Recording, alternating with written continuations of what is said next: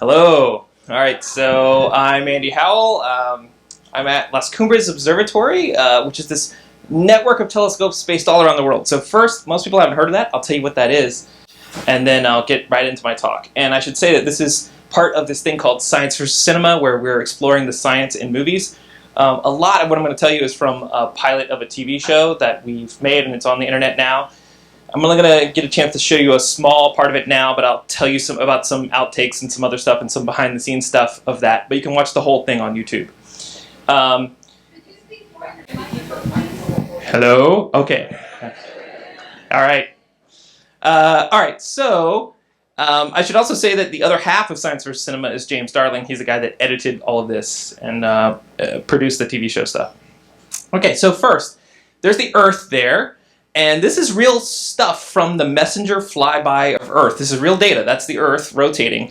So what you notice is that the Earth rotates. There's a light side and a dark side, right? And there are clouds everywhere. So that's why we put telescopes all around the Earth. Usually astronomers have taken all their money, put it into one big telescope somewhere in the world, right? You look deeper and deeper into space. But that doesn't really help you when you're observing supernovae or variable things that change. So what we decided was, let's combine like the telescope, which is a disruptive technology that changed the world 400 years ago, and the internet, which is a disruptive technology that's changing the world now, into one thing. So you say, I want to observe this thing. It goes and observes it somewhere around the world. And since the Earth rotates, we put the telescopes all around the world. There's always a telescope in the dark. And so there's always a telescope that can observe something. So our slogan is, we keep you in the dark. We focus on variable things, supernovae, extrasolar planets, and like solar system objects like the asteroids that might come and kill you and so on. So if you have questions about that, you can ask me that after. That's my real science, normal job, but then my TV job is about science of movies or whatever. Okay, so let's get into the Martian. Okay, Mars is this thing that's been in movies for ever and ever, right? At least 100 years of people. It's this frontier where we project our fears into. So, you get hokey, crazy aliens that could destroy the Earth, or friendly aliens, or whatever. But of the 50 missions to Mars, more than half have failed. So it's been a very hard frontier for humans to get to. But right now, we're in this golden age where there are 7 active missions at Mars. From the US, from Europe, from India. There's rovers roving around on the planet. And in fact, Mars is the only planet where it's entirely populated by robots. Or at least it's the only planet that we know of, right?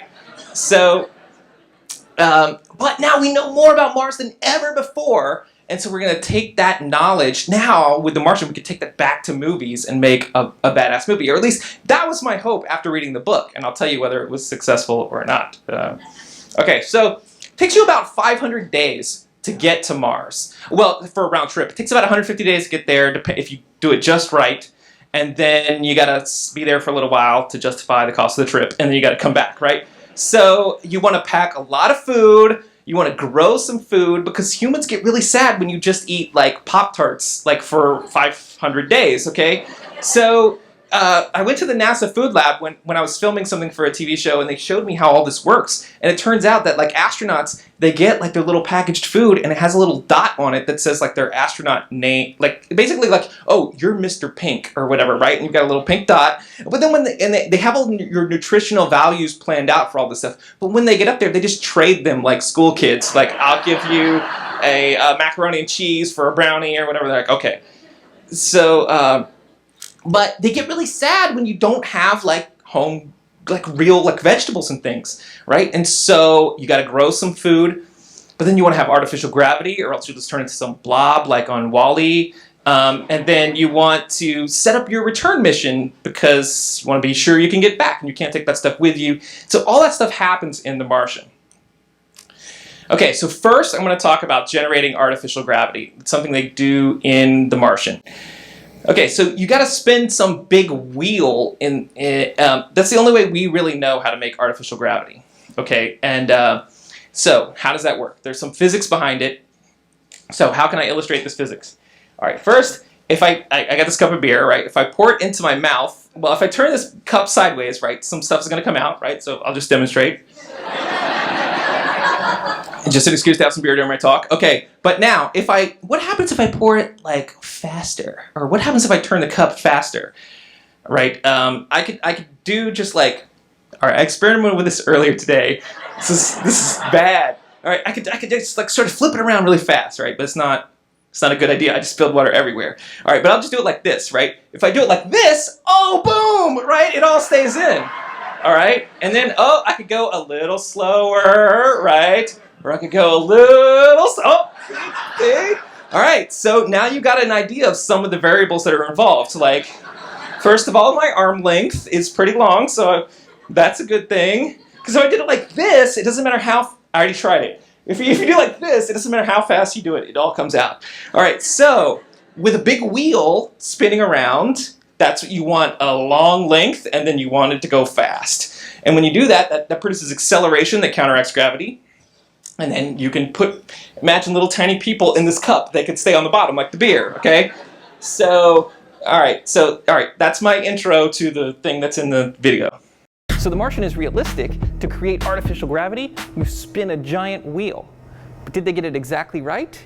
When Andy Weir saw the trailer, he did some calculations. So when the trailer first came out, I did a bunch of freeze frames measuring against Kate Mara's height so that I could calculate the radius. I estimate the radius of the wheel is about 8 Kate Maras, or 42 feet. And the rotation, I figured out they would actually only have about 0.2 Gs. But it doesn't matter. The point is, they have gravity, which is the main problem. Right. Yeah. All right, so I didn't do the intro right. I should have introduced that Andy Weir is the guy that wrote the book, The Martian. And so he's like a super smart, figured out all of the science. But then when they go to make the movie, they don't get it. They get it mostly right, not exactly right. Okay, so I did my own calculation about that. I did the freeze frame on like where the Hermes, this thing that's going to Mars, is. And then where they do it like 2 seconds later, they've rotated 10 degrees. That's basically you get 75 seconds to go 360 degrees. But that really only produces 1% of Earth's gravity, okay? So they got the right idea. You got to spin a wheel to make people in there be happy. But really, 1% is nothing, right? That's worse than the moon. All right, but as Andy Weir just said, he calculated this. He did the same thing on another a bit of the movie and got like 0.2 Gs. So the real thing is to get 1 G, you'd have to take a 42-foot radius reel. I calculated that, again, from Kate Mara's height, the same way that he did. You'd have to spin it 10 times faster, okay? But that's okay. Again, just getting it right is fine. But it tells you how movies are made, right? The people write down, this is how you should do it. And then some art director just decides this is a cool looking shot. And then that's what happens. And so I asked Andy Weir about this, and he said, oh yeah, I did it with this shot, and then I told him what shot I did it with, and he's like, yeah, we're just doing 2 different shots. We got 2 different answers by a factor of 20, okay, because it's just whatever the artist thinks looks cool. Okay, so that's how Hollywood can screw things up. Andy Weir writes the correct science in the book. Drew Goddard, who adapted the screenplay, doesn't explain it in quite as much detail in the screenplay. Some artist and director chooses a shot that looks cool, and then it just devolves from there. Okay, so, and this is an example of an interview I was doing with Ridley Scott and Andy Weir. Okay, so Andy Weir is writers are nobodies in Hollywood. Okay, so he had written this amazing book. That's the whole reason this exists. And so they were talking about this, and then Ridley Scott said, would it need to be longer? As I just demonstrated, yes, long arms are good for keeping beer in your glass. Andy Weir said, well, it need to be further out or spinning faster. Scott said, whoa, we should bring you in next time. And Andy Weir said, well, you brought me in this time. I got technical questions, but I got a technical question through like 4 intermediaries about how can you show Mark Watney pouring hydrazine from one container to another on the surface. And he said, no, it would just boil off immediately, and then it went through all the other intermediaries, and they didn't put that scene in the film. But that's the way that Hollywood works, is that there's like, you're a writer, you're nobody, and then it just, you percolate up through all the different committees and whatever to the top, and then it comes back down and whatever. So The Martian mostly got the science right, but not perfectly because of some of that. Okay, so next subject, Mars gravity and spacesuits. So did they get the gravity right in Mars?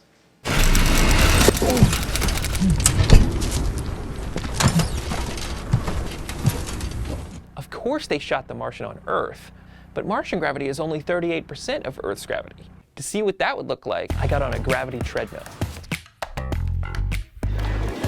All right, so this thing is inflating my pants. It has to lift me off the treadmill, basically.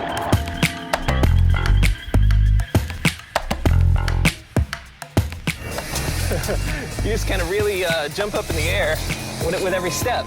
Basically, you can jump higher, and even walking would look different. Why didn't they try to show that in The Martian?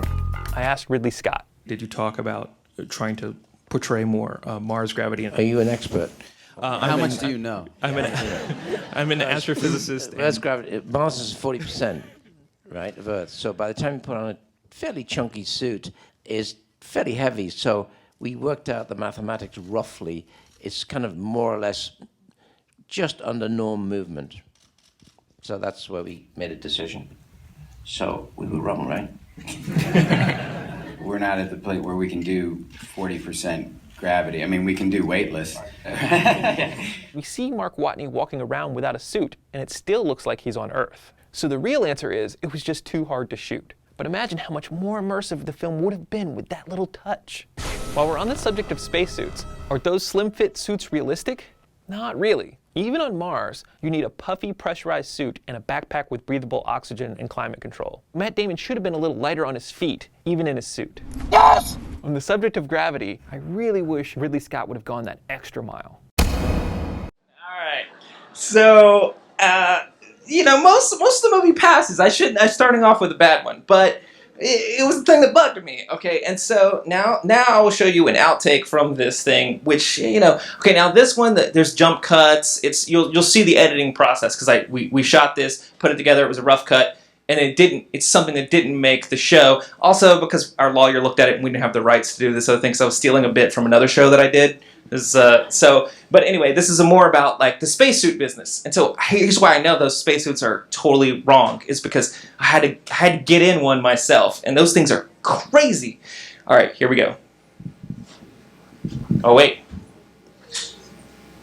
Are those slim-fit suits realistic? Not really. Even on Mars, you need a puffy, pressurized suit and a backpack with breathable oxygen and climate control. Wow, there's a lot of stuff here. I experienced this firsthand when I tried one on at the Johnson Space Center. Feels like Darth Vader or something like that. All right, Andy, you've got your spacesuit on. You feeling good? Yeah, it's great. Any last itches? Blow your nose, cough, spit, because once we put this on, that's it. All right. Okay, you're locked in. Those big puffy suits are seen in The Martian for spacewalks. If you're a 200-pound astronaut, wearing the suit, you'd weigh 200 pounds plus 300 pounds is 500 pounds. But on Mars, that's 500 times 0.38, 190 pounds. So if they had the big suits, Ridley Scott would have been right. You'd be about your normal weight. But the Mars suits shown in the movie are tiny, flimsy things. So Matt Damon should have been a little lighter on his feet, even in his suit. On the subject of gravity, The Martian gets a grade of Spielberg. On this scale, Michael Bay is the lowest grade, and Kubrick is the highest. Ridley Scott and Spielberg know how to please a crowd, but they often go for mainstream blockbuster logic over reality. I feel like Kubrick would have at least tried to pull it off.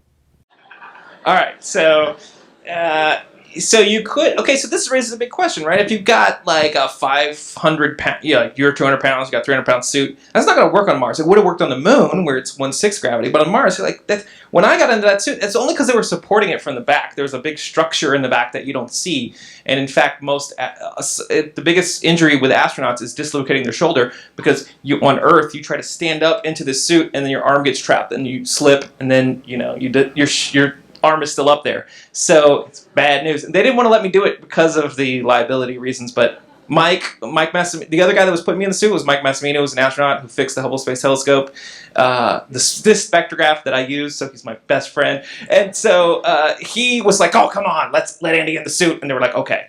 So, but it's tough. With 500 pounds, you're not going to take that to Mars, so you need to have a different option.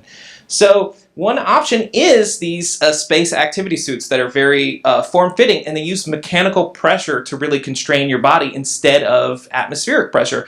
And you only put pressure in the headpiece there where you have to breathe. Now, after I posted this article about the science of the Martian, I said, well, this is not what's going on. You still need a puffy suit. Everybody sent me this article. I was like, yeah, I already thought of that. And it's not what they show in The Martian. And so then I would have to send them this link from the fashion designer of The Martian. She was like, no, we didn't think of that. Ridley just looked at the suits and he was like, I don't like that. It's too puffy. Like, make it smaller.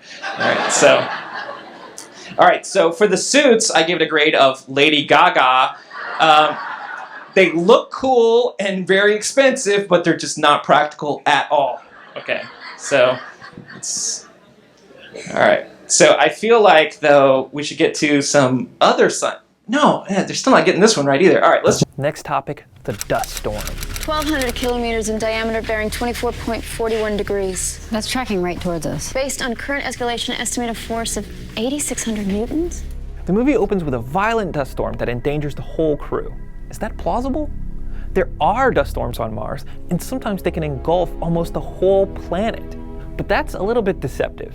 The atmosphere of Mars is only about 1% as dense as Earth's atmosphere. So to simulate that, I've got some cork dust. This is going to represent a really fine-grained sand on Mars. And I've also got some salt. That's going to represent the bigger, thicker grains on Mars. Okay, now we're going to mix up our Martian sand here. Okay, let's see what happens when we introduce some Martian wind. Now, we're going to pour our Martian dust into our Martian wind. So we saw that the really fine-grained dust got blown really far, while the salt just fell straight down. The thin Martian atmosphere can blow around really fine dust, but it can't really blow around people. The only thing that he had to come up with that was a little bit on the edge was this very big windstorm that starts the movie off. I made a few deliberate concessions. The sandstorm at the beginning couldn't really happen. Mars' atmosphere doesn't have enough inertia. It's so thin, it wouldn't actually damage anything. It would have to be going 10 times faster than Earth's atmosphere to get the same physical force. So if there was a 50-mile-an-hour wind, it would have to be 500 miles an hour on Mars. It's a man versus nature story. I wanted nature to get the first punch. As a college professor, I can't condone cheating. Unless the answer you come up with is better than the right answer. So I should have said again. I'm taking this out of a full video. The first guy there, it was Rob Manning, who's like NASA's landing expert on Mars. So he's super versed in the winds of Mars and all that kind of stuff. And then the other guy was Andy Weir, who wrote the books. But he knew that he was doing this cheat. He put it in there anyway. And then they talked about it when they were adapting the thing, because they came up with other things like lightning. We discovered lightning on Mars since then, and they talked about, like, should we use lightning? They're like, the book is awesome, so let's just keep the book. So I think that was the best. I think that's fine. That's what you should do. All right, I'm going to skip this. This is science about how the atmosphere of Mars is what it is, but it takes too long to talk about. So let's just keep going. You can ask me about it later. Okay, but now the rovers of Mars. All right, is that real? In The Martian, Matt Damon drives around in a Martian rover. Is that realistic? Of course, we already have robotic rovers driving around the surface of Mars today. Here are the different generations of Mars rovers. The tiny one is the Sojourner rover. Then we've got the Spirit and Opportunity class rover. And then the big one that doesn't even fit in here, the Curiosity rover. We're gonna meet the people exploring Mars right now. Big rover on the block right now is Curiosity. The rover has 10 instruments, 17 cameras, it has a laser, and it has a drill. It's an amazing robot. So these are the tools we use to drive Curiosity on the surface of Mars. We would love to be able to drive the rover like anybody would drive a remote control car, but the time delay between Earth and Mars can be anywhere between a few minutes to 20 minutes. So what we have to do is plan out a whole day's worth of activities, and we can plan them out and simulate them here so we can make sure whatever commands we send to the rover are safe. When the rover gets those commands, it executes them and drives on the surface of Mars. It sort of looks like a video game. It's kind of like a video game. It's a really boring video game until you think about what it is you're actually doing, and then it's amazing. Yeah, you're controlling a robot on Mars. Exactly. I mean, that's the craziest video game ever. So yeah, you got to put on your 3D glasses, and these are we have a pair of stereo cameras up on the mast of the rover. And with those stereo images, you can actually see Mars in 3D. It's so cool. So, like, you can definitely tell there's some, hill kind of thing. Yeah, so we really use this 3D view of Mars to be able to safely evaluate where we're going to go. With these rovers, we can stick our heads inside and look out the windows, the eyes of the rover. We can use the robotic arm as if it was our very own arms. That rover are really extensions of our own bodies. One of my favorite parts about this rover is that anybody can see through its eyes. So the pictures that we take get put on the web as soon as they come back down to Earth. So anybody, anywhere in the world can be one of the first people to see a new place on Mars. Mars, to all of us, feels like it's not a foreign place. It feels like it's really right next door. And when you look at the pictures that come back, you look at it in the bright light of a sunny summer day on Mars, you really feel like you are there, and it's just right over there. What a lot of people don't know is that NASA is developing a human rover for Mars that looks a lot like the one in the Martian. It has a pressurized cabin so astronauts don't need a spacesuit, and it has 6 sets of independent wheels. These even let it go up 40-degree inclines. On the subject of space cars, the Martian passes inspection. All right, so there's another bit to that show that we had to edit out because, again, I'm using footage from my old show, which Lars told me I cannot do, but I will show you to you now. Okay, so here's the deal. It's Mike Massimino, who's the astronaut that I talked about before. This is a clip from the show Known Universe on National Geographic. And to set this up, like, I knew ahead of... You read the script, and it's like things have to go a certain way, right? So I have to do some, like, pro wrestler type, like, SmackDown talk ahead of time, knowing I'm going to lose in the end, okay? But you'll see how it goes. Let's just play the clip. We'll see you on the top of the hill. Good luck.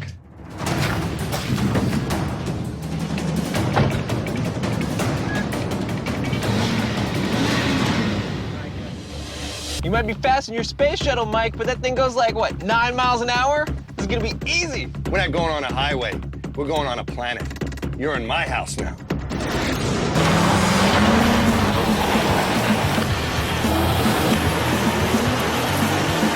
I see you in my rearview mirror, Massimino. All right, he's going down a big crater. Come on, baby. Now you can do it. This thing is not made for craters.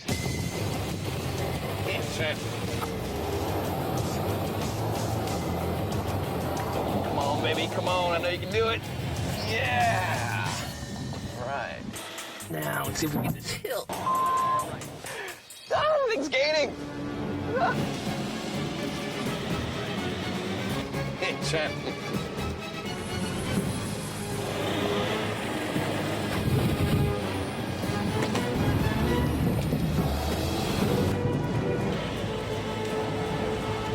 There we go.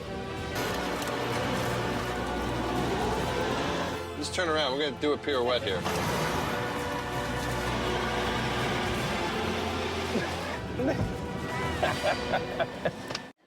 All right, so it's actually, so I was worried about how to like drive act that because I was like, I know Mike has to win. Turns out my car really couldn't get up the hill, so there was no real acting involved. Although you have to shoot that in parts, so it looks like one continuous thing, but you got to shoot it over and over. Don't believe anything you see on TV is my take-home message. All right, so I don't even remember what this clip is. Let's just play it. Well, you know, science fiction is extremely important in our culture. Did some teacher see something in you that said, no, this one. I was always a pretty good student, but actually it was science fiction that really inspired me. I saw Star Wars when I was 4, and I thought, you know, I want to do that. I want to see that stuff. Just about every scientist I know got into their career because of science fiction. Blade Runner, absolutely. 2001: A Space Odyssey, unbelievable. The big daddy of science fiction really was Stanley Kubrick, and I watched 70 mil version of 2001, and it was the threshold of, okay, I now want to do a science fiction movie. Are you excited about a new Ridley Scott movie based on course. your job? That's kind of cool, yes. Do you have a favorite science fiction movie? Does Dr. Strangelove count? No, that's... No, it doesn't. The one that impacted me personally the most would be Space Camp. Space Camp, America's real training ground for future astronauts. Favorite science fiction movie is actually WALL-E. They modeled WALL-E after a Mars rover, so he's hard not to love because you look at him and he seems very familiar. Science fiction really projects a vision of the future, something that we aspire to. And what I really enjoyed about the book and the movie is how close to reality it can be. It's just around the corner for us. Well, it's funny, you know, Drew Goddard, who adapted the screenplay, when I sat and talked with him, it was the first thing he said. He said, I want this to be a love letter to science. That's what this movie is. And I think that he sparked to that because he has that same sort of love for science. I don't think any movie has ever made science and math look sexier and more interesting and more thrilling than The Martian, and that ain't no easy feat. Yeah, said someone who flunked both. Yeah, you know? it really will inspire the next generation of scientists. So. I feel like if that's all we do, And we had a long conversation about that and how that's a really wonderful thing to put out into the world right now. And I don't have any lofty expectations, but I do hope that some kids see it and geek out on the science and enjoy it. And maybe it's one thing in many other things in their life that might push them in that direction. You know, I really think that indeed will happen. You know, we're talking about the Mars generation. You know, Ridley and I were around when we landed on the moon, and we were the lunar generation. That was pretty spectacular. But when we landed Curiosity on Mars, we had the world's attention. And that's the Mars generation. That's the inspiration that will propel our economy forward by bringing in the scientists and the engineers. And the movie and the book is a fabulous opportunity for really us to celebrate that. The first human to set foot on Mars might just be a kid in the movie theater today who's inspired to study science and become an astronaut, all because of The Martian. All right, so that Drew Goddard there, he's like, oh, if the only thing we do is inspire the whole next generation of scientists, oh, that's fine. The ball's on that guy, right? But, you know, it was good. All right, anyway, that's it. Thanks.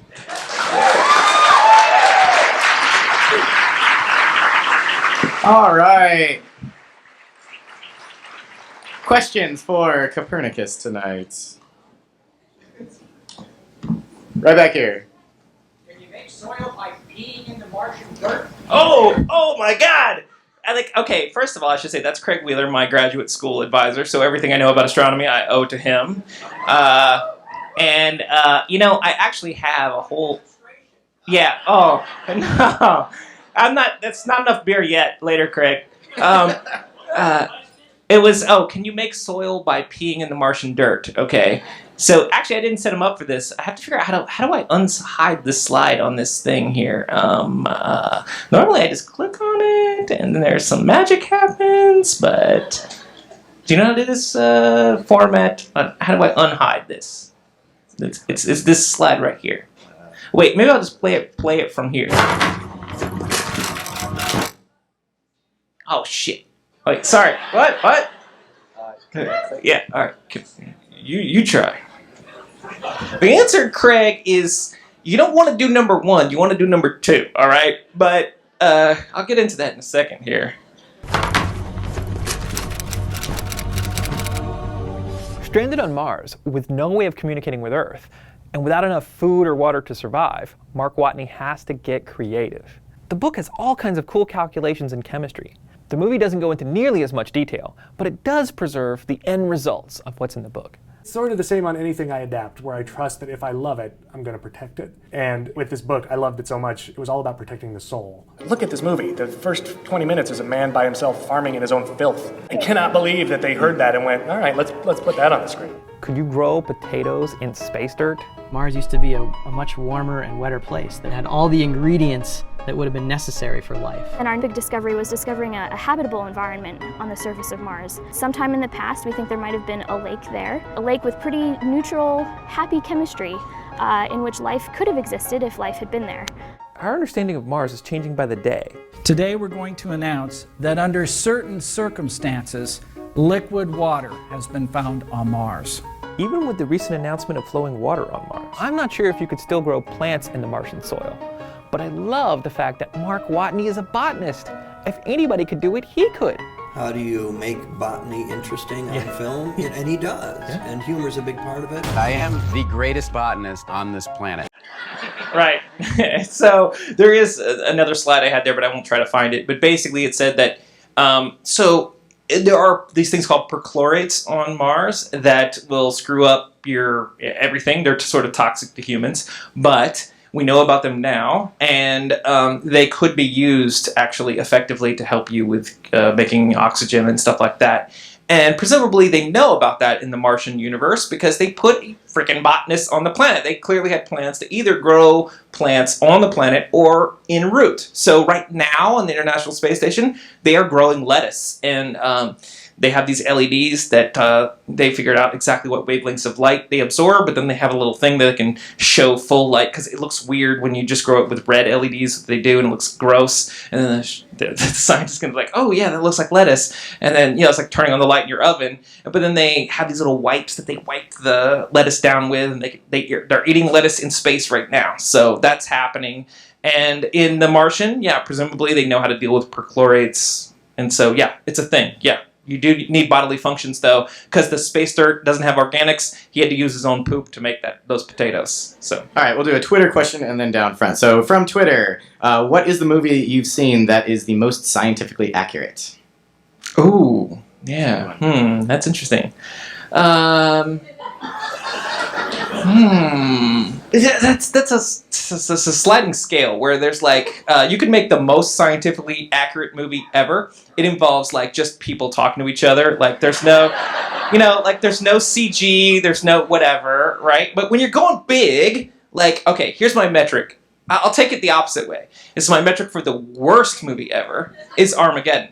Okay, and the reason that is okay. Now you can make two like students making a movie with no budget. And it's so horrible nobody will watch it, right? But who cares?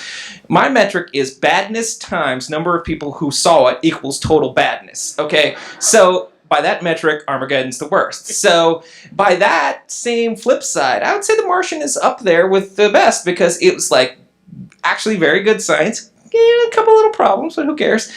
A bunch of people saw it, made lots of money, and it will inspire a bunch of scientists, so I think that's the best. Cool. All right, one more. Down here. Yes, the LED lights that were used to grow the lettuce in space, were those 660 nanometers? I don't have any idea. Were those 660 nanometers? Okay, so but there's a fair point that you can make from this, which is that like life on Earth is totally evolved to adapt to our sun, right? Which is, it's putting out this light and stuff we can see.